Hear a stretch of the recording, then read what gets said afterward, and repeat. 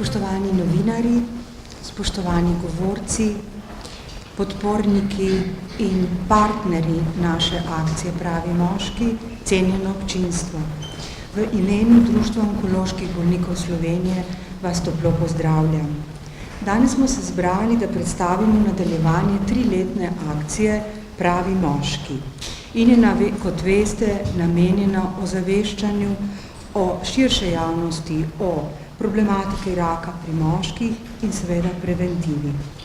V letošnjem letu se osredotočamo na ozaveščanje o zdravi prehrani s sloganom Zdravjem začnem na krožniku. Naj vam predstavim današnje govorce, in sicer Ano Žličar, predsednico Društva onkoloških bolnikov Slovenije, Mojco Gobec, generalno direktorico Direktorata za javno zdravje Ministrstva za zdravje Republike Slovenije, dr. Mateja Gregoriča, strokovnjaka za prehrano z Nacionalnega inštituta za javno zdravje, asistentko magistro Janko Čarman iz Onkološkega inštituta Ljubljana in dr. Nado Rotovnik-Kozek z Onkološkega inštituta Ljubljana.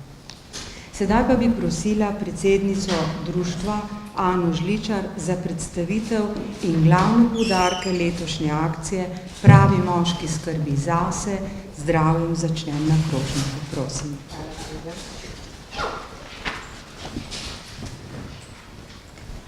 Takole, na začetku našega srečanja bi vas vprašala, ste danes že zajtrkovali? Boste po našem srečanju si privoščili zdravo kosilo in ali že veste, kaj boste danes večerjali? Res pa je, da si premnogokrat zaradi obilice dela in zasedenosti ne privoščimo rednih obrokov. Mogoče se vam res zdi, da sem pretirano radovedna, vendar ta vprašanja so zato, ker bomo danes govorili tudi o zdravem prehranjevanju. Imate tudi letake, ki vas bodo povprašali, kako se prehranjujete. Te pa izpolnite zase. Torej, spoštovani novinarji, cenjeni gostje. Projekt ozaveščanja o moških rakih Pravi moški je zakorakal v 3. leto intenzivnega komuniciranja. V prvem letu smo širšo slovensko javnost s poudarkom na moški populaciji ozaveščali o moških rakih sporočili, ki so opozarjala na pomen biti pozoren in se odzivati na telesne spremembe, odzivati se na vabila za presejalne teste in pa na pomen zdravega načina življenja, saj takšen način lahko občutno zmanjša tveganje, da bi zboleli za rakom. Zdrav način življenja, ki je v neposredni povezavi z redno telesno aktivnostjo in zdravo prehrano, je v ospredju komuniciranja lani in tudi letos. Kako zelo pomemben je zdrav način prehrane in kaj konkretno to pomeni, nam bodo v nadaljevanju današnjega srečanja pojasnili strokovnjaki za prehrano. Namen in cilj te dolgoročno zasnovane akcije ozaveščanja ostaja enak, da bi v Sloveniji čim manj moških zbolelo za rakom in da bi čim več zbolelih tudi ozdravelo oziroma preživelo. Jesenski val komuniciranja poteka pod okriljem naslovnega besedila Zdravjem začnem na krožniku. V okviru akcije smo pripravili različna komunikacijska orodja. Na spletni strani Izogni se raku ter na letakih boste našli preprost vprašalnik.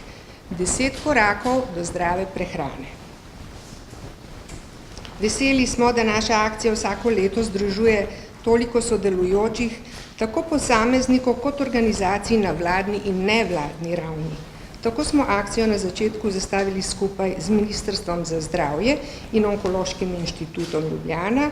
Lani se nam je pridružila Fakulteta za šport, letošnjo pa smo pripravili v sodelovanju z Nacionalnim inštitutom za javno zdravje. Zdravniški zbornici Slovenije pa se iskreno zahvaljujemo za strokovno podporo.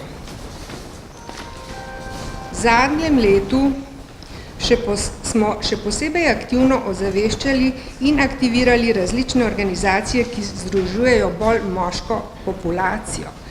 Planinsko zvezo Slovenije, Zvezo gorskih vodnikov Slovenije, Gasilsko zvezo Slovenije, Distinguished Gentleman's Ride, Slovenske železnice, Sindikat policistov, Društvo študentov medicine Maribor, Društvo študentov mikrobiologije Slovenije in Univerzitetni klinični center Maribor.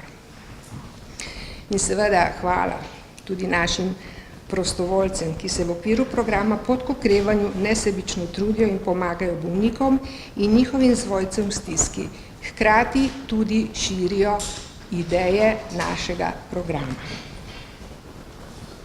V imenu Društva onkoloških bolnikov Slovenije, te največje in najstarejše nevladne organizacije na področju raka, se iskreno zahvaljujemo tudi vam, spoštovani novinarji, za vašo neprecenljivo pomoč, da objavljate naša sporočila, s katerimi vaše bralce, poslušalce in gledalce seznanjamo s koristnimi informacijami o raku pri moških in o načinih, kako zmanjšati tveganje, da bi zboleli. V prihodnjih minutah in mesecih vas torej vabim, da začnemo spodbujati predvsem naše moške, da v jedilnik vključuje več svežega sadja in zelenjave, torej zdrave hrane. Z uravnoteženo prehrano in rednim telesnim gibanjem se pravi moški počuti bolje, telo ohranja v dobri kondiciji in življenje zajema s polno žlico. Če vam bo naš današnji dogodek vendarle zamaknil uro vašega siceršnjega obroka, vas vabim, da si zoper lakoto pomagate s sadjem in s polnovrednim pekovskim pecivom. Hvala, da ste prišli.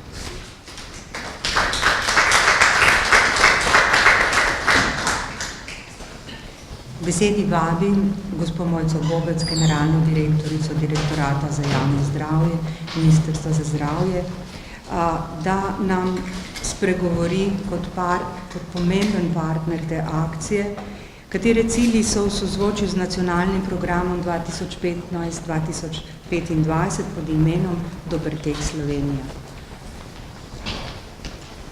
Najlepša hvala za vabilo, spoštovana predsednica Društva onkoloških bolnikov, spoštovani gostje, mediji. Veselje mi je biti danes z vami in lahko povem, da je Ministrstvo za zdravje od vsega začetka partner akcije Pravi moški. Še bolj sem pa vesela, da je lahko zadnja leta ministrstvo tudi sofinansira aktivnosti, ki jih izvaja Društvo onkoloških bolnikov, skupaj še celo paleto drugih nevladnih organizacij, ki delujete z istim ciljem. Eden od pomembnih ciljev akcije Pravi moški je, kako osveščati moške, da bi ostali dlje zdravi in ne bi zboleli za eno najbolj pogostih kroničnih bolezni, to je rak. Rak je v Sloveniji in v razvitem svetu pa postaja najpogostejši vzrok smrti, ampak vemo, da se raka da preprečevati. Kar tretjino rakov bi lahko preprečili. Zato nas veseli, da lahko sodelujemo z nevladnimi organizacijami, kjer skupaj z roko v roki z zdravstveno stroko, z našimi zdravniki na primarni ravni, z Nacionalnim inštitutom in pa številnimi drugimi, ki se trudijo, da bi ta preventivna sporočila predali tem, ki jih potrebujejo, ki rabijo te informacije za to, da bi lahko spremenili svoja vedenja. In v Sloveniji moški živijo krajše kot ženske. Potem bodo kolegi povedali malo več o številkah, veliko priložnosti za izboljšanje njihovih življenjskih navad in življenjskega sloga. In tudi vaša akcija, verjamem, da bo pripomogla k temu, da se jim bomo še bolj približali. In zato tudi ta partnerstva, ki ste jih omenili, da pridejo nevladne organizacije k tistim, ki jih lahko nagovorite, Gasilska zveza, železničarji, ne nazadnje v lokalnih okoljih je prav tisto dragoceno, kar morda zdravstveni sistem sam ne more. Lahko pa povem, da v zadnjih letih tudi zdravstveni sistem, predvsem na primarni ravni, seveda spreminjamo v smeri, da postane bolj podporen tudi pri spremembah življenjskega sloga, podpiramo nefarmakološke načine zdravljenja in seveda pri dejavnikih tveganja za raka in kronične nenalezljive bolezni je to lahko učinkovito. Kot rečeno, ta akcija je kamenček ali pa pomemben kamen v mozaiku prizadevanj v okviru nacionalnega programa prehrane in gibanja Dober tek Slovenija in tudi doseganja ciljev državnega programa obvladovanja raka. Tako da hvala za vabilo. Na ministrstvu spremljamo delo Društva bolnikov in vseh drugih organizacij in se seveda veselimo skupnih uspehov in napredkov na tem področju, zato da bi moški tudi v Sloveniji zajemali življenje s polno žlico in bolj zdravi. Hvala.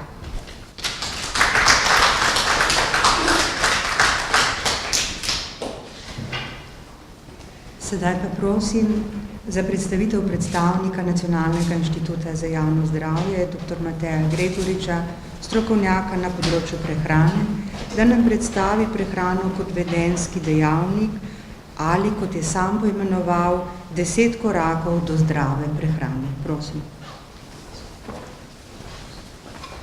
Spoštovani gosti, spoštovani novinarji, lepo pozdravljeni tudi v imenu Nacionalnega inštituta za javno zdravje. Moja predstavitev bo povedala nekaj ključnih vedenjskih vzorcev, ki jih imajo moški in pa seveda potem tisti izzivi, ki jih lahko z neko mero volje in ustrezne podpore tudi premoremo oziroma prekoračimo. Zdaj, ko govorimo o prehrani, seveda moramo razumeti seveda dejavnike, ki na našo prehransko vedenje seveda vplivajo. In zdaj, seveda odgovor, kaj pravzaprav posameznik potrebuje, to je to pravzaprav, kar se odziva naše okolje. In sicer nekaj, kar je prikladno, kar je preprosto za uporabo, kar je dobrega okusa, kar je zdravo in kar je poceni. In na ta način seveda nekako deluje tudi mehanizem okolja. Skratka, vso okolje se prilagaja temu z raznovrstno ponudbo, med katero je pravzaprav težko izbrati izbiro, ki bi podpirala zdravje. Temu se prilagaja seveda tudi ponudba prehrane, ki mora biti hitra in hitro ustvarljiva. Po drugi strani je zelo pomembno tudi družinsko okolje, kot sami veste, se navade pravzaprav začnejo osnovati v tej najožji celici, skratka družini in seveda neki slogi ali pa vrednote staršev in pa njihovi zgledi se z lahkoto prenašajo seveda na otroke. No in potem so tukaj seveda še tako imenovani, kot mi rečemo, socialni pritiski okolja. V tem mislimo predvsem tiste pritiske, ki jih ustvarjajo lahko konec koncev tudi mediji z recimo takimi sporočili, kot je pač neke vitke postave, krasna telesa, vpliva seveda neko čustveno percepcijo, ki je povezana s prehrano in to vse vnaša pravzaprav nek nered, v prehrano posameznika. Zanimivo je še to, da recimo tudi neke osebne preference ali pa lastnosti ali pa osveščenost posameznika pravzaprav to bitko zgubi v okolju. Skratka, če je nespodbudno okolje, bo posameznik, če bi si še tako želel, bo zdrave navade težko osvojil. Seveda je zato na mestu danes že omenjena resolucija o nacionalnem programu in telesnih dejavnostih, ki seveda tako na osebni ravni, skratka s podporo ustreznih, torej za podporo določenim veščinam, ki jih lahko posameznik izvaja in pa z ustvarjanjem pogojev v okolju poskuša pomagati. Zdaj, ko govorimo o problemu, seveda lahko govorimo tudi o dejavnikih, ki spremljajo nezdravo prehranjevanje. Zdaj, tukaj se mogoče lepo vidi, to so samoporočeni podatki o stanju prehranjenosti, ki je treba mogoče v tem pogledu vzeti malo za rezervo, ampak ne glede na to vidimo nekje že razliko med ženskimi in moškimi, da so tukaj pravzaprav ženske precej na boljšem, polovica moških je čezmerno hranjenih, od tega je približno petina debelih in v teh letih se delež debelih celo povečuje. Zdaj, seveda pri otrocih oziroma mladini k sreči po letu 2010 oziroma 2011 beležimo negativni trend, tako da upamo, da bo čez nekaj let se to odrazilo tudi na odrasli populaciji, ker vemo, da nekje 3/4 debelih otrok postane debelih odraslih. Zdaj, zanimivo je seveda tudi to, da je med moškimi tudi več prisotnih drugih dejavnikov, ne samo čezmerna telesna teža, ampak tudi drugi dejavniki tveganja, ki si seveda delijo skupaj z diabetesom ali pa z drugimi boleznimi, kot so recimo visok krvni tlak, visok krvni sladkor in pa seveda motena vsebnost maščob v krvi. Zdaj, ne glede na vse povedano, pa spremljamo tudi seveda neke trende na tem področju. Nekaj je pozitivnih, nekaj pa še kot izzivov za bodoče. Tudi bom rekel, tudi lahko del tega pripišemo zagotovo tudi ukrepom, ki so se na tem področju izvajali tudi že v preteklosti, ki so se izvajali v okviru nacionalnih programov in trenutnega, ki ga pač nekako prepoznavamo kot Dobroteg Slovenija. Na tem področju beležimo nekako boljše, bom rekel, področje zajtrkovanja, skratka vedno več ljudi posega po zajtrku, ne samo, to se sicer veča s starostjo, smo starejši več, ampak to beležimo tudi pri mladini. Zanimivo je tudi, da se recimo vedno bolj zaužijajo te priporočena rastlinska olja, zlasti olivno olje iz topa, vendar po drugi strani pa seveda prednjačijo tudi vedno bolj pogosto uporabljena, mi rečemo kar eksotične maščobe, so rastlinske maščobe, kot so kokosova, palmina in podobne, ki imajo seveda neustrezno sestavo, predvsem vsebuje veliko nasičenih olj, kar nas pa tudi zelo veseli, kar očitno pomeni, da so te ukrepi šli tudi v smeri dobrega ozaveščanja, je pa to, da se zmanjšuje poraba sladkih pijač kot ene najbolj nevarnih oblik sladkorja. Ampak po drugi strani seveda imamo pa seveda še probleme, ker ne zaužijemo dovolj zelenjave, približno tretjino vseh te priporočene količine. Spodbudno je le to, da se je prvič po letu 2012, prej bil ta trend negativen, ampak prvič po letu 2012 se pa delež teh, ki uživajo redno zelenjavo, pa zvišuje. Premalo tudi uživamo rib, zlasti pa preveč mesa in pa zlasti še posebej mesnih izdelkov in pa seveda pogosto posegamo po teh, bom rekel, za hranilno sestavo manj ustreznih, v zdravju manj primernih živilih, ki so pač z dodanimi soljo, sladkorjem in pa maščobo. Zdaj, če opredelimo to še malo po socialno-ekonomskih pa bioloških spremenljivkah, pogledamo, kako se pravzaprav prehrana razlikuje, vidimo, da po teh kriterijih, upoštevali smo 13 kriterijev, in po teh kriterijih se približno polovica, se pravi pa vsak drugi odrasli prehranjuje nezdravo, od tega so več moški, potem tisti v mlajših starostnih skupini z nižjega družbenega sloja in pa tisti z nižjo izobrazbo. Zdaj zagotovo je problem v tem, da moški se verjetno te priporočila manj dotaknejo kot žensk,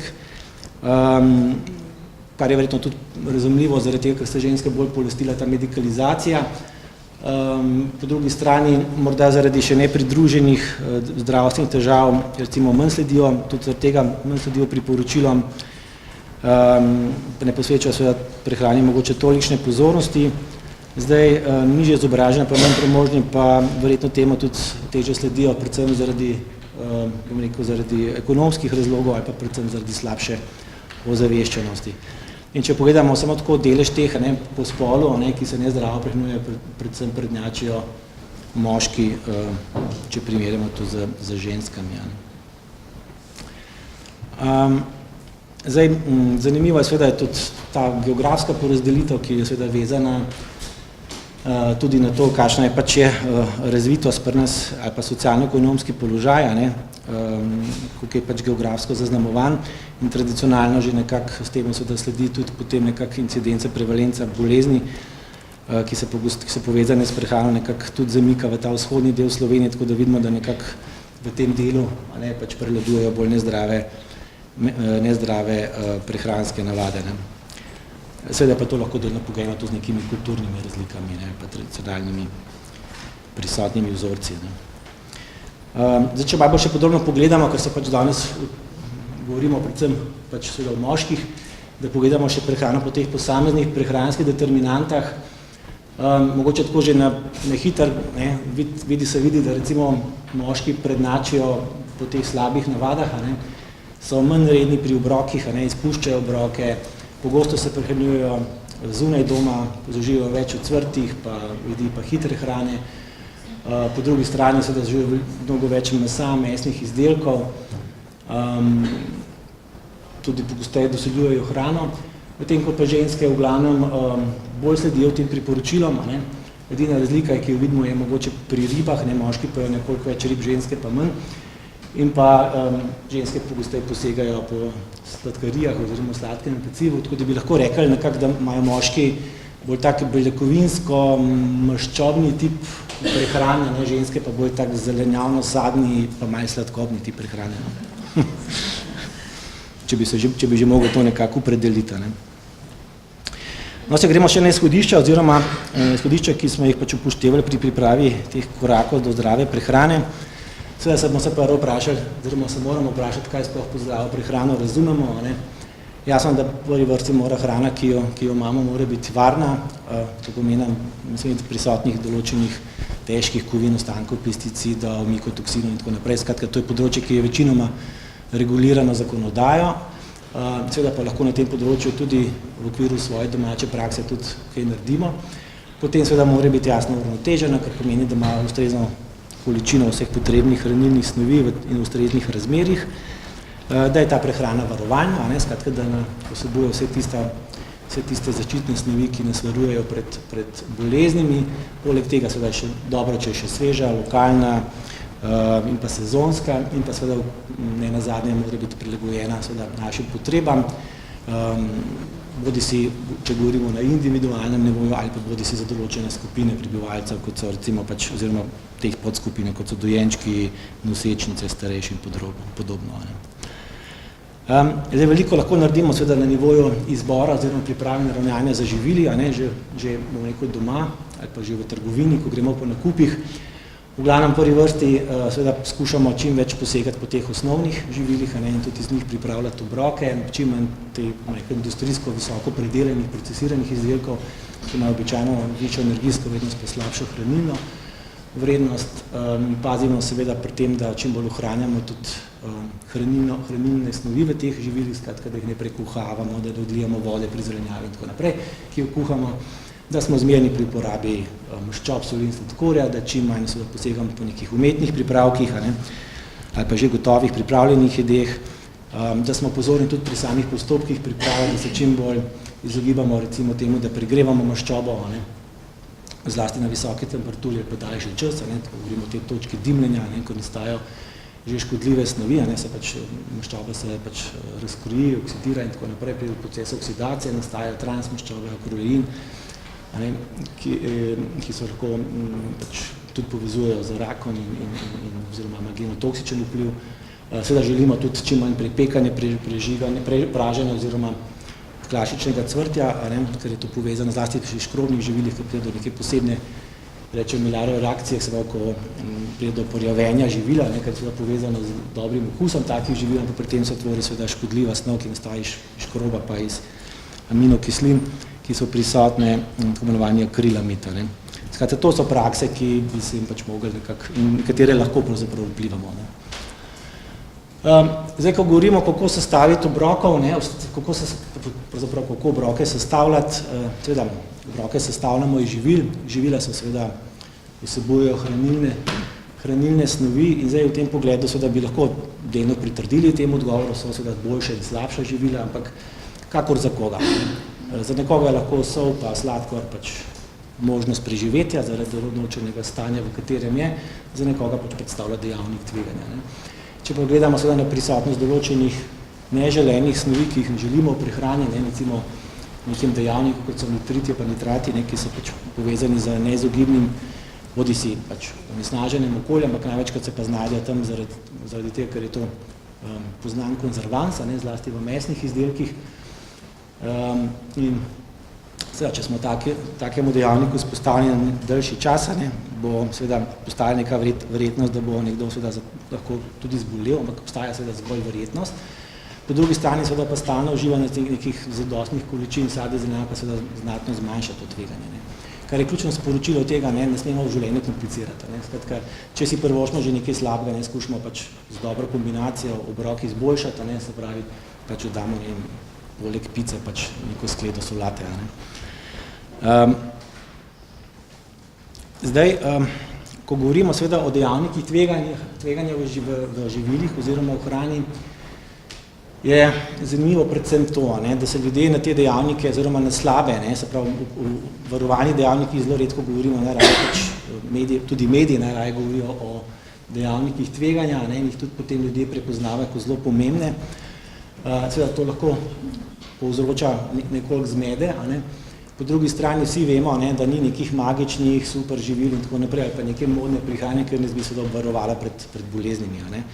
In ne nazadnje je v bistvu povzetek vsega tega, ne, da moramo zaupati pač predvsem temeljem uravnotežene prehrane, ne, zato ker te koristi, ne, ki jih imamo za uravnoteženo prehrano, nekako prevladajo nad temi tveganji, ne, ki so sicer pomembna, ne smemo jih zanemarjati, ampak jih moramo gledati celostno. Ne. In vsebuje, seveda, taka hrana potem vsebuje tudi dovolj, seveda, po drugi strani, ne, se pravi, zaščitnih snovi, ki lahko izničijo učinke, recimo, nekaterih slabih komponent v živilih. Ne. Ne vem, to sem namenoma dal tudi malo za izziv, ker najbrž se spomnite, 2 leti nazaj se je veliko govorilo o mesu. Ne. Takrat se spomnim enega zelo takšnega članka, ki mi tako, prispevka v eni reviji, kjer je pisalo meso, ne, prepoznan kot ubijalec, ne, pač kriv za vse, ne, ampak zdaj, če se ne poglobiš v to, seveda ne razumeš mehanizma, samo meso po sebi ni nič nevarno, je del uravnotežene prehrane, je pa res, da ljudje z njim marsikaj počnemo in potem postane nevarno. Ne. No in v tem poročilu, ki je zelo obsežno in je bilo objavljeno v eni zelo prestižni reviji, pač govori o tem, ne, da seveda mesni izdelki, zlasti mesni izdelki, ne, seveda so lahko vir nitritov, nitratov oziroma kot del konzervansa, potem zaradi recimo izdelkov, ki jih izpostavljamo dimu, ne, zaradi dimljenja so lahko prisotni zaradi nepopolnega zgorevanja policiklični aromatski ogljikovodiki, potem nitrozamini, heterociklični amini, recimo zaradi termične obdelave. Govori se tudi o kemijskem železu kot nekem možnem potencialnem dejavniku, sol, nasičene maščobe in tako naprej. Ne. Tako da v bistvu sami meso ni res nič narobe. Ne. Problem je pa seveda, kako meso predelamo, kako ga izpostavljamo ognju, agedivimo in tako naprej. Ne. In po drugi strani, ne, seveda imamo cel kup manjših študij, ki ne pridejo v ospredje, ampak govorijo seveda o tem, da imamo pa tudi neka živila, ki so varovalne v tem smislu. Ne. In seveda govorimo o zeljavi, sadju in pa vlakninski hrani, seveda najboljše seveda govoriti o živilih, ne o posameznih komponentah, čeprav študije se običajno dotikajo posameznih sestavin teh živil, ne, kot so recimo pač neke bioaktivne snovi, ki so v sadju, zelenjavi, neki antioksidanti in pa vse druge te sekundarne metaboliti, pa zaščitne snovi, kot jim rečemo, ki imajo pomembno vlogo, seveda potrebno vlogo ima tudi prehranska vlaknina, in pa kar je nenazadnje tudi pomembno po drugem mehanizmu, skratka po mehanizmu pridobivanja na telesni teži, je pa to, da ima ta hrana seveda predvsem manjšo energijsko vrednost, ne, in na ta način pač omogoča, da so obroki bolj uravnoteženi. Zdaj, seveda ključno je, ne, da tak skušamo čim več posegati po neki sveži, sezonski, čim manj predelani zelenjavi, fino, da vključujemo različne barve, ne, s tem si tudi zagotovimo ta pester nabor posameznih zaščitnih snovi, ker posamezna zaščitna snov pač deluje v interakciji z ostalimi. Ne. Imamo pa tudi en podatek, ki je recimo zračunan prav za Slovenijo, ne, da če bi seveda vsaj v okviru seveda se razume uravnotežene prehrane, da ne bi kdo razumel, da moramo zdaj samo sadje pa zelenjavo jesti, pa, ne. Ampak v okviru uravnotežene prehrane, če bi povečali za 100 gramov uživanja zelenjave in sadje, bi lahko za 6% zmanjšali tveganje za raka. Zdaj, to so recimo, in to je ta pregled, ki ga je naredila Svetovna fundacija za raziskavo raka. Tukaj se pač vidi, katere skupine živil so preko različnih mehanizmov delovanja izpostavljene kot tiste, ki zmanjšujejo tveganje, druge strani povečujejo tveganje pač živila, ki smo jih že omenjali, ne, seveda en tak skupina živil, ki je tukaj navedena, lahko tudi veliko pripišemo pač tistim živilim, ki povzročajo predvsem v glavnem pri neaktivni populaciji, predvsem pozitivno energijsko bilanco in je potem seveda pač tudi tam se seveda tako z debelostjo kot diabetesom delijo dejavniki tveganja in posebno določeni mehanizmi, ki so lahko tudi se sprožijo, ki so potem seveda krivi za to, da se lahko tveganje pač poveča. Ampak glede na to, nima smisla to deliti, tako kot je tle napisano, to je mogoče zgor upozorilo, zato ker le nekaj raziskav je res zelo prepričljivih, vse ostalo je pa zelo, tako bom rekel, niso zaključki čisto jasni in jih dajo pod verjetno oziroma možno evidenco, zato je ključno pač predvsem ustrajati na tem, da je prehrana čim bolj pestra, čim bolj raznovrstna in pa seveda uravnotežena. Zdaj, kako to narediti, seveda pomembno je, da se zavedamo, kako sestaviti krožnika. To se moče slišati, ko se je zelo banalno, ampak vam povem, da večina ljudi ne zna si sestaviti ustrezno svojega krožnika. Seveda tle veliko mero odigra tudi percepcija velikosti krožnika, ki se v zadnjih letih pač precej spreminja. Kot veste, smo posod deležni večjih porcij, če je XXL, je to boljša. Seveda je pa to možno potem tudi s nekimi preprostimi metodami si mogoče samo vsaj približno predstavljati, kako recimo razdeliti te sestavine oziroma skupine živila z nekaj takimi preprostimi merami, kot so recimo pest ali pa dlan in podobno. In če nekako zaključujem, skratka, priložnosti so številne, so pa te koraki približno take, kot koraki pri novorojenčku, vsak korak je malo težek. Dobro je, če si vsak recimo preveri svoj način prehranjevanja na ta način in seveda vidi, kje so možnosti za izboljšavo. Seveda je to dolgotrajen proces, te koraki se ne zgodijo tako čez noč, je potrebno veliko volje in neke podpore. Tako da zdaj pa sicer vabim vse, ne samo moške, tudi vse ostale, da se udeležujejo preventivnih pregledov v okviru centrov za krepitev zdravja, ki delujejo v zdravstvenih domovih, kjer bodo deležni na eni strani pač lahko preverijo svoje zdravje, glede na prej omenjene dejavnike tveganja, po drugi strani pa seveda bodo deležni lahko tudi določenih bodisi individualnih ali pa skupinskih delavnic, kjer bodo dobili vse potrebne veščine, zato da bodo lahko udejanjili svojo prehrano v smeri izboljšave. In pa še informacije v portalu prehrana.si, verjetno ga že vsi poznate, ker ga promoviramo zelo pogosto in pač, ker ga prepoznavamo tudi kot vir zanesljivih in zanimivih informacij namenjenih javnosti. Hvala lepa.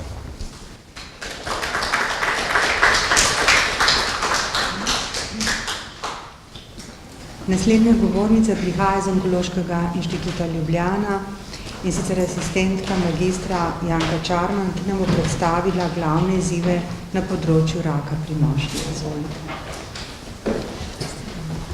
Spoštovane in spoštovani, prisrčno pozdravljeni tudi v mojem imenu. Ukvarjam se z obsevanjem uroloških rakov in danes vam bom predstavila nekatere značilnosti tistih rakov, ki jih najdemo samo pri moških. Moški ste drugačni, zagotovo, kot je bilo že rečeno, radi zmagujete in ste na prvem mestu, tako kot je to pri čezmernem prehranjevanju in debelosti, enako velja tudi za število novo zbolelih za rakom. V letu 2015 je za rakom v Sloveniji zbolelo več moških kot žensk, ravno tako je več moških tudi umrlo. Zagotovo je zaskrbljujoč podatek, da med moškimi, ki so bili rojeni v letu 2015, vsak drugi moški lahko pričakuje, da bo tekom svojega življenja do 75. leta starosti zbolel za rakom.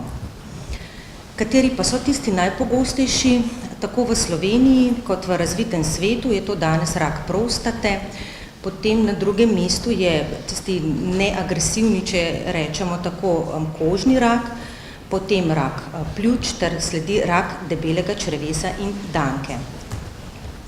Glede na incidenco, če pogledamo, kako se je število novo zbolelih spreminjalo v zadnjem desetletju, je največji porast prav tako pri raku prostate in pa pri kožnih rakih.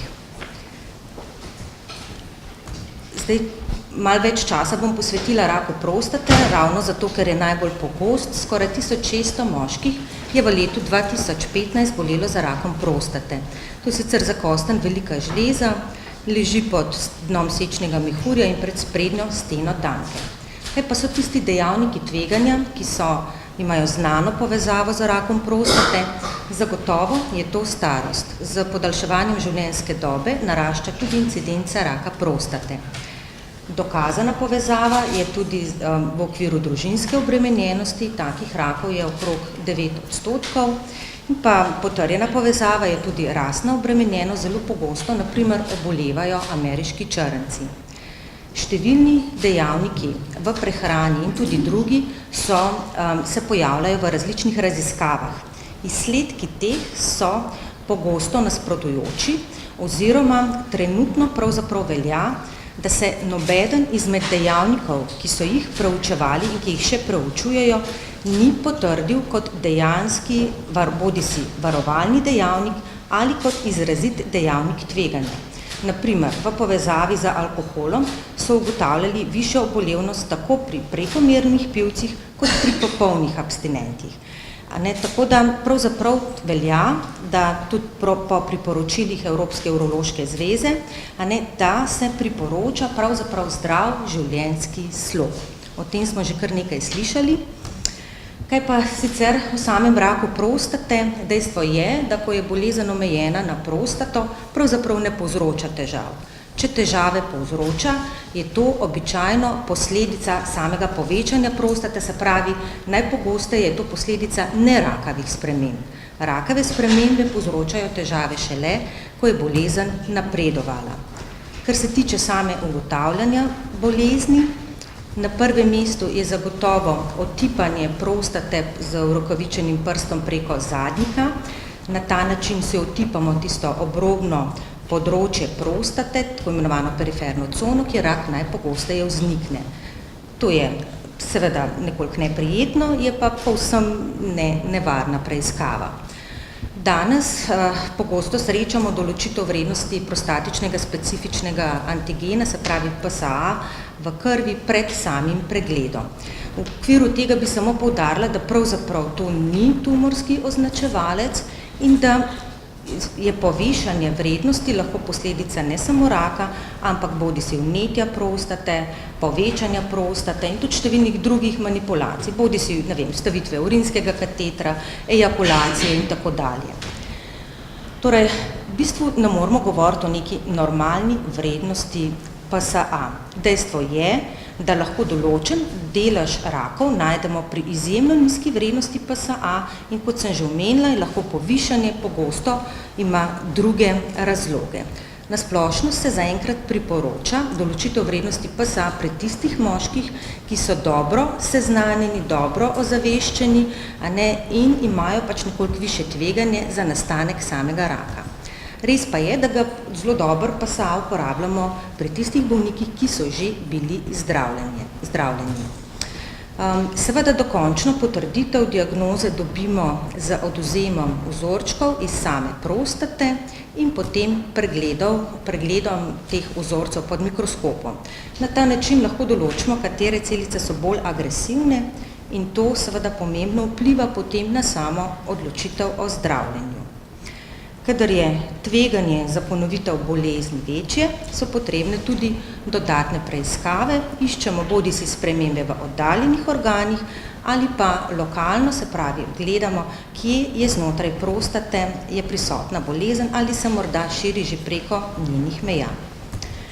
Prav pri raku prostate je treba vedeti, da je to zelo različna bolezen. Pogosto je povsem neagresivna, ne ogroža življenja in je pravzaprav zdravljenje nepotrebno. Po drugi strani pa je lahko agresivna, lahko napreduje in življenjsko ogrožujoča. Seveda problem je, da pravzaprav nimamo nekih zelo jasnih kazalcev, kdaj je bolezen resnično zahteva zdravljenje in kdaj ne. Seveda so dejavniki, na katere se opiramo pri odločitvi o zdravljenju. Dejstvo pa je, da velika večina bolnikov z rakom prostate živi zelo, zelo dolgo. Ko se odločamo o zdravljenju, poleg same razširjenosti bolezni in agresivnosti teh celic, upoštevamo tudi pričakovano življenjsko dobo bolnika in pa seveda tisto, kar je zelo pomembno, tudi željo bolnika samega. Namreč bolnik mora pri tem aktivno sodelovati, Zakaj? Zdaj, seveda, sam pristop k zdravljenju je dober, ker omogoča ozdravitev. Po drugi strani pa vsako zdravljenje lahko spremljajo stranski učinki, ki so lahko doživljenjski, in seveda je treba dobro pretehtati, koga je potrebno zdraviti in koga morda ni potrebno zdraviti. To je pravzaprav eden izmed redkih rakov, kjer je eden izmed pristopov, da nič ne storimo. Se pravi, čakamo, spremljamo in morda pristopimo k aktivnemu zdravljenju v primeru, da bolezen kaže znake napredovanja. Prednost tega je seveda to, da se za ta čas izognemo stranskim učinkom. Potem je kirurško zdravljenje, ne glede na samo vrsto pristopa, v pogledu ozdravitve med različnimi pristopi ni razlik. Se pravi, enako verjetno je, da se pozdravite, če ste operirani klasično, laparoskopsko ali robotsko. Zapleti so možni, najpogostejše je uhajanje seča in pa motnje spolne funkcije. Zdravljenje z obsevanjem je pri raku prostate enakovredno operaciji z enako možnostjo ozdravitve, bodisi da gre za notranje obsevanje, kjer se vir nese radioaktivni v samo prostato, ali zunanje obsevanje, ki poteka pač na obsevalnih napravah. Tudi tukaj se seveda ne moremo izogniti stranskim učinkom, bodisi težav z uriniranjem, za odvajanje blata in pa tudi težave z motnjami spolne funkcije. Hormonsko zdravljenje pa samo po sebi ni ozdravitveno, približno tako, kot če, avtomobilu zmanjka bencina, avto sicer potem ne najde načina, da spelje brez bencina, bolezen sama pa čez nekaj časa, ko se hormonsko zdravljenje utrudi, nekako najde pot, da napreduje tudi ob samem hormonskem zdravljenju. Standard je to pri razširjeni bolezni, se pa uporablja tudi v nekaterih drugih primerih. Bodisi klasično kirurško, v obliki tabletk ali v obliki injekcij. Moški so s testosteronom zadovoljni, daje jim občutek moči, zadovoljstva, tudi dejansko vpliva na mišično maso, na številne dobre lastnosti in koristi in seveda niso preveč zadovoljni, kadar jim odtegnemo, se pravi, bodisi da blokiramo učinke moškega spolnega hormona ali zavremo njegovo izločanje. Torej, pri raku prostate incidenca narašča, dejavniki tveganja, ki so gotovi in potrjeni, starost, družinska obremenjenost in pa rasa. Kar se tiče zdravljenja, pa treba zelo dobro pretehtati, kdaj zdraviti, koga zdraviti in seveda kako zdraviti. Kot že rečeno, pomembno je, da bolnik pri tem aktivno sodeluje. Kaj lahko storimo? Proti številnim tem stvarem, ki sem jih omenila, seveda, ki so zelo jasne, ne dosti, zagotovo pa lahko upoštevamo navodila zdravega življenjskega sloga. Če se dotaknem še nekaterih drugih rakov, zelo na kratko, ki so torej, kot rečeno, samo pri moških, rak mot, bistveno redkejši, prej smo slišali, skoraj 1600 jih je zbolelih v letu 2015 za rakom prostate, moških v Sloveniji za rakom mot je bilo zbolelih 144 v istem letu. Zakaj pa je vseeno zelo pomemben? Zato, ker je to najpogostejši rak v skupini mladih moških, se pravi ravno tam od 20. do 40. leta starosti. Tukaj pa med dejavniki tveganja zagotovo najbolj izrazita povezava je nespuščeno modo, in tudi manj razvito modo, družinska obremenjenost in pa če se je rak moda že pojavil na drugem modu. Kar se tiče nespuščenega moda, je to pomembno, da se pač operira dovolj zgodaj, to ima pomemben vpliv na tveganje za raka, je pa tveganje tudi večje, kadar je nekje višje modo, višje ležeče. Ponavadi to se zatipa kot neka neboleča zatrdlina v modu, možne so tudi druge značilnosti in ko ugotavljamo samo bolezen, ima zelo pomembno mesto tukaj ultrazvok, ki pravzaprav že z zelo veliko verjetnostjo postavi diagnozo. Dokončno jo seveda dobimo potem, ko se moda odstrani, hkrati pa je to tudi že prva stopnja v samem zdravljenju. Mogoče še ena dobra stvar tega, čeprav se pojavlja pri mladih moških, kar se tiče pa 5-letnega preživetja, to so podatki za Slovenijo, za zadnje obdobje od leta 2011 do 2015, pa vidite, je pa izjemno visoko preživetje, modo je na prvem mestu, na drugem mestu, ravno tako nekaj pozitivnega vsaj, je pa rak prostate. Kaj pa pri modu lahko moški storijo? Tukaj pa zagotovo samo pregledovanje, zdaj ta zgodna operacija seveda ni v rokah odraslih moških, tako da samo pregledovanje je tisto, kar bi mogla biti tudi pri odraslih moških stalnica. In še zadnji rak, ki ga najdemo samo pri moških, rak penisa. V Sloveniji je zbolelo zgolj 18 moških v letu 2015, nasploh je to izjemno redek rak. Pojavlja pa se bolj v populaciji nekoliko starejših moških. Večinoma ga najdemo nad 60 letom starosti. Kaj pa tukaj? Dejavniki tveganja, tukaj so pa bolj jasne povezave. Zelo jasna je povezava z fimozo. Tveganje naj bi bilo 11 do 16 krat više, kadar je prisotna fimoza. Zdaj, dodatne preiskave so pravzaprav pokazale, da ima velik in seveda, če fimozo, se pravi, da kožica ne gre preko glavice, kirurško razrešimo, se to tveganje bistveno zmanjša. So pa ugotavljali, da je to pravzaprav verjetno, ima zelo velik vpliv neustrezne higiene, ki se jo seveda v tem primeru ne da ustrezno izvajati. Tako da zelo se poudarja pri tem raku higiena. Med ostalimi dejavniki tveganja je povezava tudi z humanim papiloma virusom, to je podobno kot pri raku materničnega vratu.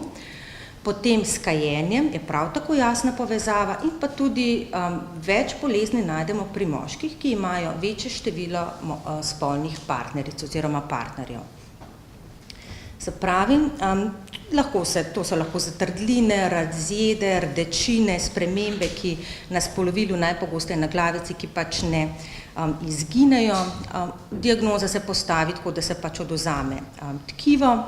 Zdravljenje je seveda odvisno od tega, kje bolezen je, osnova pa je kirurško zdravljenje, kadar je seveda le mogoče, je to ohranitveno, se pravi, da se del spolovila ohrani. Se pravi, rak penisa, kaj moški lahko storijo, seveda, da ne kadijo, da imajo stalno spolno partnerico in da poskrbijo za ustrezno higieno. Če zaključim pri moških rakih, ki jih najdemo samo pri moških, dejstvo je nasploh, da moški obolevajo pogosteje. Najpogosteje, kot rečeno, Slovenija in razviti svet, je rak prostate. In kaj moški lahko storite oziroma storijo? Zagotovo na prvem mestu zdrav življenjski slog, ki ima pomembno vlogo tudi pri ne samo drugih rakih, ki jih danes pač nismo omenjali, ampak pri zdravju nasploh. Higiena, stalni spolni partner oziroma partnerica, nekajenje in pa seveda v primeru raka mod je zelo pomembno tudi, kot rečeno, samo pregledovanje. Hvala.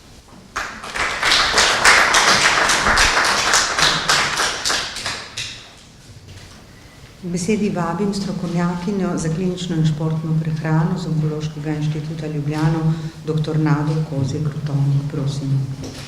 Dober dan. Glas mi ni počel zaradi tega, ker bi bila bolna, ali pa ker sem nepravilno jedla, ali pa neaktivno živela, ampak zaradi tega, ker se je začelo šolsko leto in vsak dan popoldan učim študente. Vsak dan sem jih učila ta teden 5 ur približno. Učim jih zaradi tega, ker mislim, da je znanje klinične prehrane tisto, ki ga moramo integrirati v tistih 10 navodil, ki ste jih dobili, ki znajo biti za povprečnega človeka zelo zavajajoča, ker ne razume, kaj je to prehrana za zdravje, kaj je to prehrana za zdrav, aktivni življenjski slog. Znanja prehrane, klinične prehrane, to se pravi prehrane, ki je usmerjena k potrebam posameznika, je v Sloveniji izjemno malo. Področje je zelo šarlatansko, danes imamo zagovor magistrskega dela z nazivom Alternativne diete za bolnike z rakom. Področje je pravzaprav grozljivo, kaj vse nekvalificirani ljudje prodajajo ljudem, ki hočejo živeti zdravo. Nažalost, v tem sodelujemo tudi mi, zdravstveni sistem, ki imamo zelo šibko znanje klinične prehrane in tudi sami nismo sposobni prevesti navodil javnega zdravja. Javno zdravje je prehranski koncept, ki se ukvarja nasplošno z prehranami populacij in s promocijo življenjskega sloga, gre za populacijske pristope. Klinična prehrana je prehranski koncept, ki se ukvarja z prehrano posameznika oziroma neke ožje skupine, kjer ima vsaka prehranska intervencija posledico na zdravje. To se pravi, prehranskih nasvetov ne bi smele dajati nekvalificirane osebe in v Sloveniji je izjemno slab trg tega. Zelo malo imamo ljudi, ki v resnici znajo izvajati prehransko svetovanje. Seveda, tudi jaz nisem imela tega znanja, ker mi je približno leta 2000 glavna medicinska sestra Onkološkega inštituta ponudila v pregled neke jedilnike, to zgodbo sem že velikokrat povedala, sem rekla, pa kaj meni ta sestra te jedilnike kaže, jaz sem vendarle zdravnik. Medtem sem se tudi s pomočjo gospe Ane Žličar, mislim, da zasluži tle res pohvalo, ne samo za izjemno dober naslov te akcije Pravi moški, to je noro dober naslov akcije, vsaj za ženske je zelo zanimiv. No, v glavnem, Ana Žličar je bila prva oseba v zdravstvenem sistemu v Sloveniji, ki nam je znala zračunati, da je ustrezna prehranska podpora bolnika ugodna za zdravstveni sistem. Teh izračunov imamo danes ogromen, ampak zdravstveni sistem jih ne sliši. Tako da mislim, da je danes v zdravstvenem sistemu, gospa Mojca Gobec dobro pozna te moje misli, mogoče preveč aktivnosti usmerjene v splošno prehranjevanje oziroma te sloge. Recimo jaz se v tisti tabeli s točko 7 in 8, tako kot je napisana, ne strinjam, ker bom naslednjo soboto pojedla vsaj 500 gramov sladkorja, zato da bom zavarovala svoje zdravje, ker se pač odpravljam na neko športno aktivnost. Tako da v resnici jaz sem se v teh letih naučila zelo veliko o tem, zakaj ni pomembna samo prehrana, zakaj je važno, da jo integriramo v nek aktivni življenjski slog in da je to pomembno tako za zdrave kot za bolnike. Prav tako sem se naučila, da obstaja ogromno nerazumevanje tega, da zdrava prehrana za zdrave ni enako kot zdrava prehrana v narekovajih za bolnike.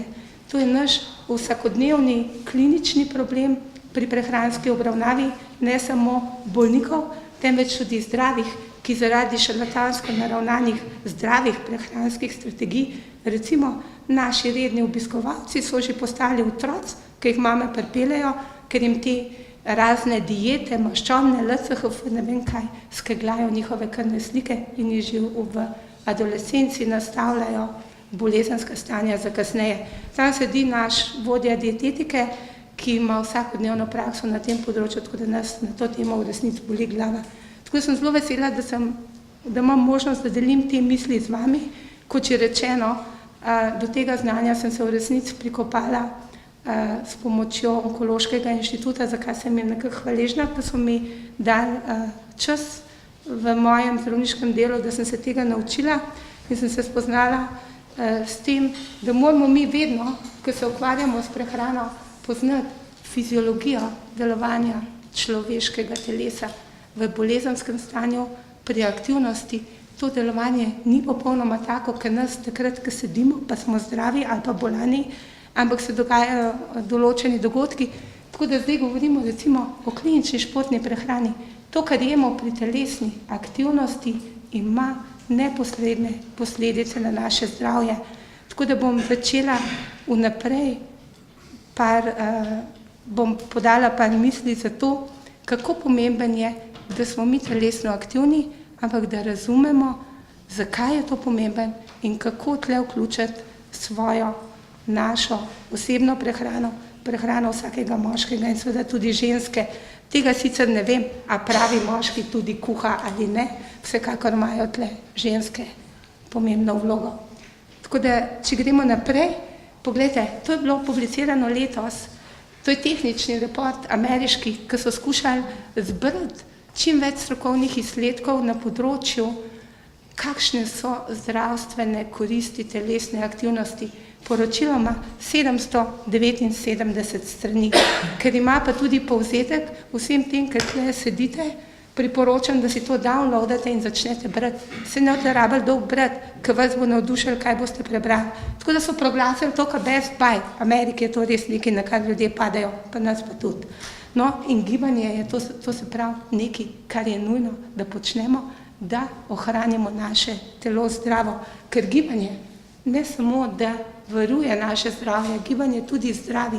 Mi imamo letos projekt, ki ga podpira Ministrstvo za zdravje, kjer skušamo tudi na področju rakastih bolezni prikazati to interakcijo med gibalnimi aktivnostmi in pač pri bolnikih, ki se zdravijo. V tem reportu imate to v poglavju o raku zelo lepo napisano. Danes obstaja tudi kar veliko strokovnih izhodišč za to, da bi lahko bile pravilne gibalne oblike pravzaprav neke vrste neoadjuvantna terapija za razna rakasta obolenja in tako naprej. To se pravi, gibanje izboljša telesno funkcijo, izboljša tudi kvaliteto življenja. Ljudje, ki se gibajo, doživljajo svoje življenje kot kvalitetno, bolj kvalitetno. In to je vseeno, če si bolnik ali pa če nisi bolnik, ko se enkrat navadiš gibanja, veš, da je to nekaj, kar ti dviguje kvaliteto življenja zaradi mnogih razlogov. Pa da vam podam še neposredne razloge, recimo za danes. Tisti, ki se zjutraj začne gibati, lahko si tudi sam psa nabavite, bo že s tem izboljšal večino stvari, ki jih bo tisti dan počel. Skratka, gibanje nas dejansko prav zato, da bolj kvalitetno, boljše živimo. Edini, če se pač hočemo nekako premikati v svojem neugodju, ampak večina ljudi bi pa vseeno rada živela dobro. Dolgotrajni učinki so številni, jaz sem tle se samo na ene orientirala, v teh 779 stranih lahko preberete številne. Zakaj pa je temu tako? Danes tudi to vemo, tako da se na kongresih o klinični prehrani pravzaprav pogovarjamo o tem, kaj se v telesu dogaja, ko smo gibalno aktivni. Danes z temi novimi tehnologijami, znanji in tako naprej, recimo moji najbolj produktivni 3 meseci na tem onkološkem inštitutu so bili v metabolonskem laboratoriju v ZDA, za kar sem zelo hvaležna službi, da mi je omogočila, ker sem začela končno razumeti, kaj vse se sprošča iz mišic. Deluje na sosednje celice, deluje na gene, deluje na hormonski sistem in tako naprej. In ko se mi gibamo, se te skupine molekul, ki jih imenujemo tudi tako gibalno miokini, to se pravi neka mišica, ki se premika, potem sproščajo tako po telesu in recimo nagovarjajo naš genski material. Dajmo nekaj sproducirati, nekaj se dogaja, mi se moramo ukrepiti. To pomeni, če se mi gibamo preko regulacije presnove, funkcijo našega telesa izboljšujemo.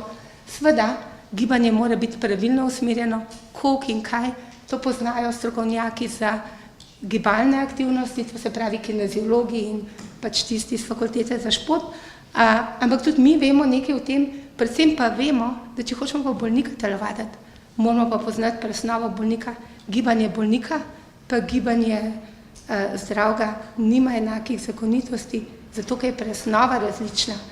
Kolegica vam je zelo lepo povedala, ne odločimo se vedno za terapijo, ker tu terapije presnovo bolnikov zelo iztirijo, naredijo razgraditveno presnovo in potem imajo ti ljudje zaradi teh procesov propadanja slabšo življenjsko kvaliteto.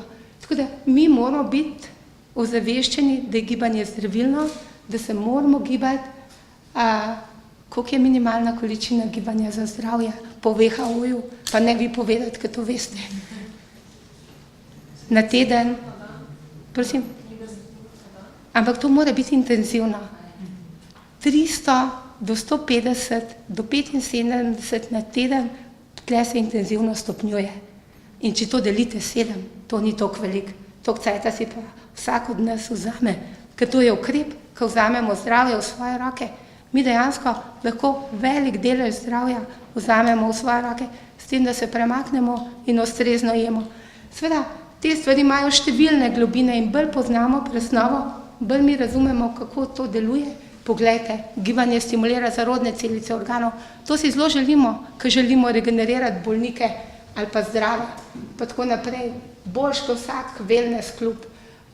Skratka, potem gibanje nam zvečuje antioksidativno zaščito.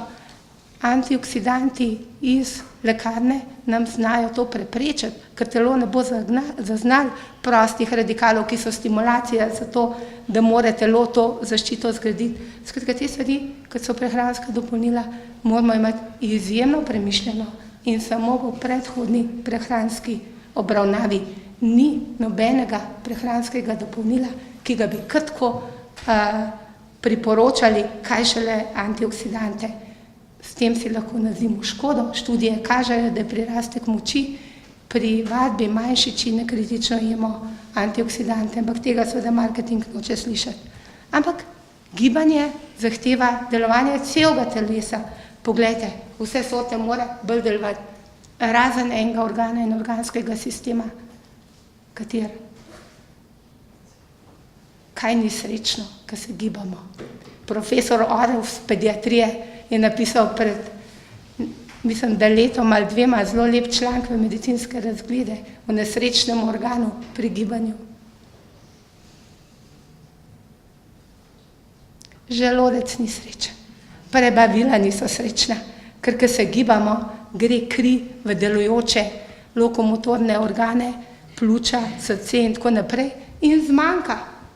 Zato moramo, in tle se začne ključ športne klinične prehrane, kada smo gibalno aktivni, prilagoditi vnose. In to je tista točka, kjer ne smemo nekritično kritizirati sam cukra ali pa soli, ker to lahko rabimo, sol nujno rabimo za rehidracijo pri telesni aktivnosti. Moram reči, da to, ko sem srečala dehidriranih aktivnih ljudi, bi lahko to proglasila že kot bolezensko entiteto, ker imajo zaradi tega težave. In ravno zaradi tega, ker tako divje zdravo jedo, da nič soli ne jedo. In seveda ljudje se tudi zelo izogibajo sladkorjem, ki jih pa nujno rabijo, da se lahko za te naporne aktivnosti sploh presnova brez škode aktivira. Tako da mi v praksi potem velikrat prihajamo v kolizijo tega, da imamo mi za gibalno aktivnost prenizko energijsko razpoložljivost, jemo pa takrat, ker ne bi rabili jesti. In to povzroča hormonske motnje, jaz ne bom šla v te detajle. In danes poznamo tako imenovani sindrom LEA, Low Energy Availability, ali nizka energijska razpoložljivost, ki vodi v stanje relativnega energetskega pomankanja ali red, ker takrat, ko se gibamo, ne jemo primerno in tisto, kar ne bi jedli, glede na to, da so prebavila v težavah in glede na to, da bi mogli vse te učinke gibanja spraviti v promet. Gibati se moramo, ampak moramo temu primerno jesti. Tako da recimo ne razumem, zakaj dobivajo potem ljudje na svete, da morajo jesti dopoldne sadje, popoldne zelenjavo, če se grejo pa gibati popoldne. In zelenjava ti ne oddala energije za gibanje. Še več, veliko vlaknin, ne jesti več vlaknin, kot tistih 40 gramov, ko ste videli, ko to zmanjša energetsko dostopnost, ni potrebe, da tudi tako imenovano zdravo hrano jemo pretirano, ker ni koristno in lahko pripomore k temu. Tako da, če mi ne upoštevamo vsega tega, se pojavljajo bolezenske težave, to hočem opozoriti, ki so diskretne in jih ugotavljamo tekom prehranskih obravnav in se moramo tega stanja močno izogibati. Te diskretne, stresne hormonske motnje v ozadju pravzaprav nažirajo zdravje zdravih in zmanjšujejo zdravje bolnih. Potem to stanje nam tudi zmanjšuje zmogljivost in velikokrat opazimo, zelo me veseli, da Ministrstvo za zdravje debatira, ker o tem se skozi pogovarjamo. To zmanjšuje tudi ljudi, zmogljivost ljudi, da bi vadili. Poglejte, če nimaš energije, ko se podaš na vadbo, postaneš razložil, kaj že prav tista dobra reklama, lačen si ful drugačen. Koncentracija je slabša in tako naprej. Ne moramo, gibanje zahteva od telesa veliko in to mu moramo ponuditi, glede na to, kako se gibamo in ta znanja moramo usvojiti v vseh zdravstvenih sistemih, zlasti pa mislim, da na nivoju primarnega zdravstvenega sistema, kjer bi rabili to nekako spraviti do ljudi, da bi lahko se na zdrav način gibali in unovčili vse te koristi gibalnih aktivnosti.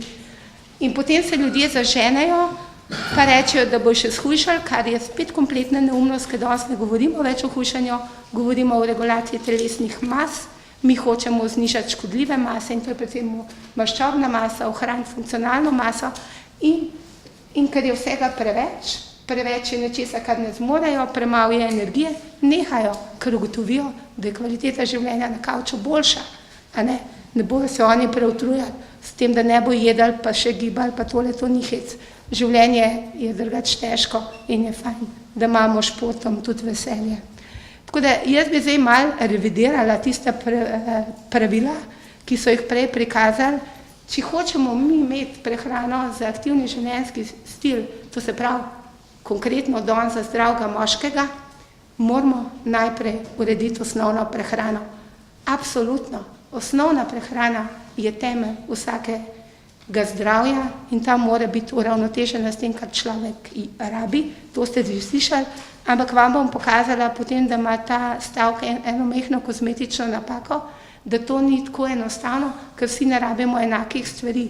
Recimo, že glede na starost, glede na bolezenska stanja in tako naprej. Tako da naslednja zadeva je nobene diete.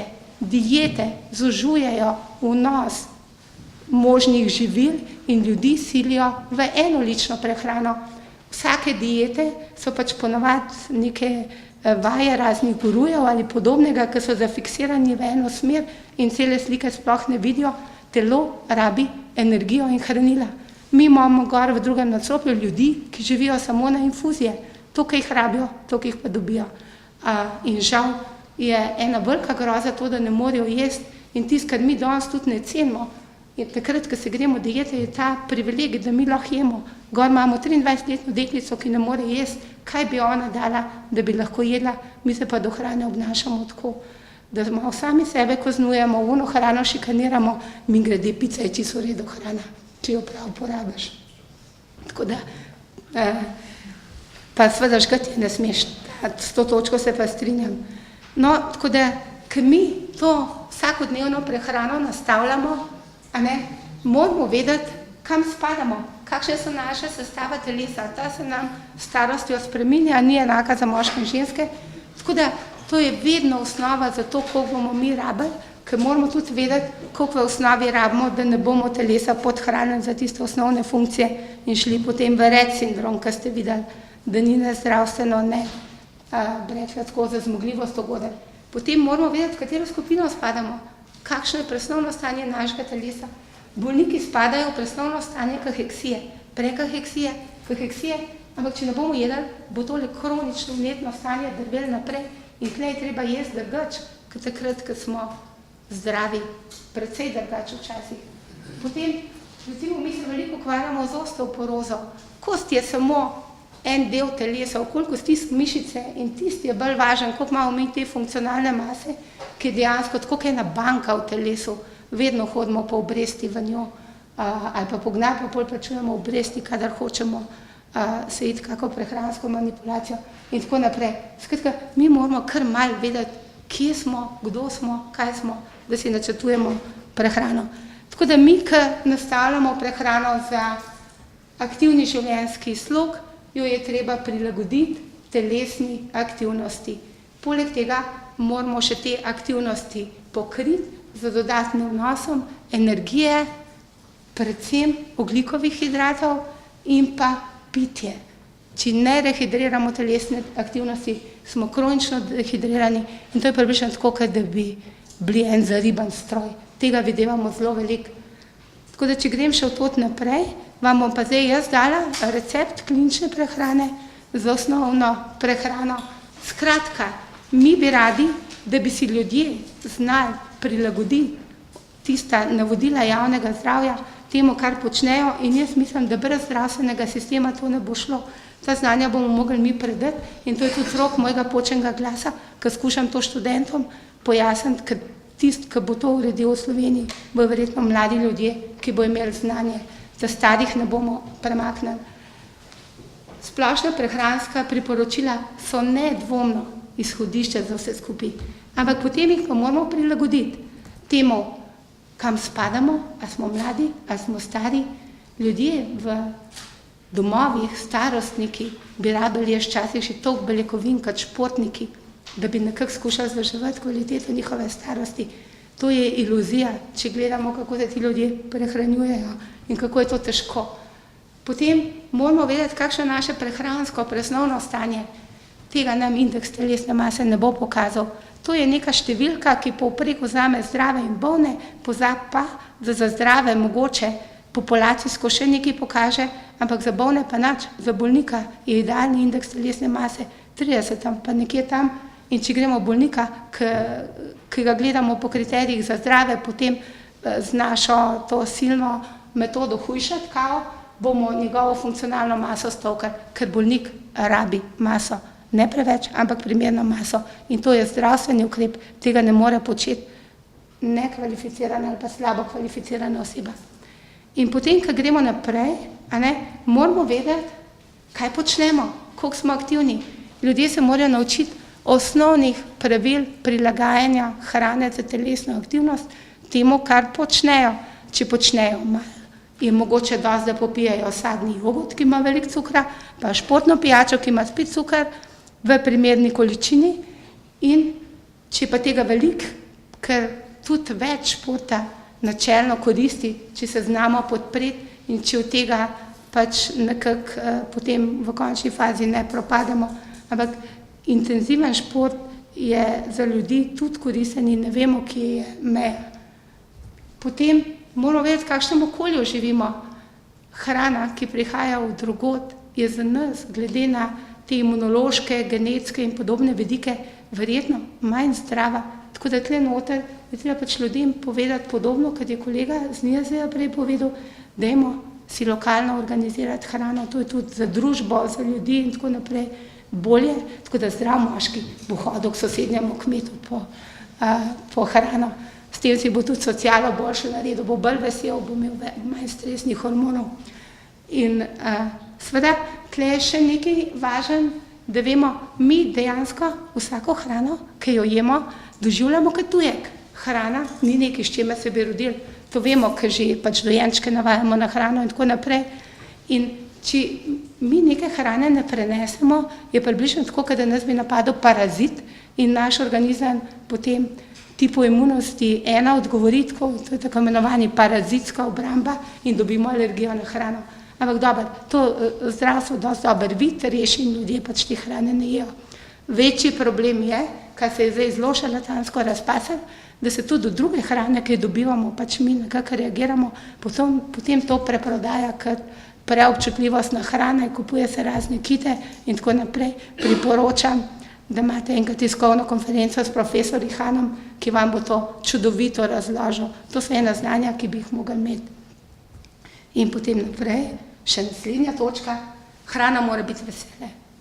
Da se mi kaznujemo še dodatno s tem, da neke hrane ne jemo, zaradi tega, ker je deklarirana, ker za nič, moramo samo vedeti, da je veselje v življenju. Približno tako, da ni vsak dan nedelja. Mečken veselja, pustimo si ga, ne se kaznovati, ne se slabo počutiti, če se kaj takega poje. In potem, ko smo si sposobni tako hrano prilagoditi, seveda, mi lahko to dosežemo le na ta način, da začnemo presegati ta splošna navodila javnega zdravja. Se upravičujem, to ni mišljeno slabšalno, da ljudem približamo ta prehranska priporočila. Ne vem, kolikrat so mi rekli, pa kaj vi govorite o uravnotežena hrana, kdo pa ve od posameznika, ki tam pri frizerju bere revijo, kaj je to uravnotežena hrana. V resnici ljudje to ne razumejo, ampak če jim to malo bolj plastično znamo strokovno podlago povedati, bojo to znali uravnotežiti s tem, kako živijo, kaj delajo, kdo so. In naslednji korak je siguren na hrbtu zdravstvenega sistema in jaz upam, da je še več Žličar v slovenskem zdravstvenem sistemu, ki bo znala to zračunati, koliko se to splača znati, koliko se to splača ljudem že na primarnem nivoju zdravstvenega varstva ponuditi. S tem bomo naredili največ za preventivo in potem tudi kasneje, seveda, ko bomo imeli bolnike, ki jih moramo individualno obravnavati. Hvala lepa.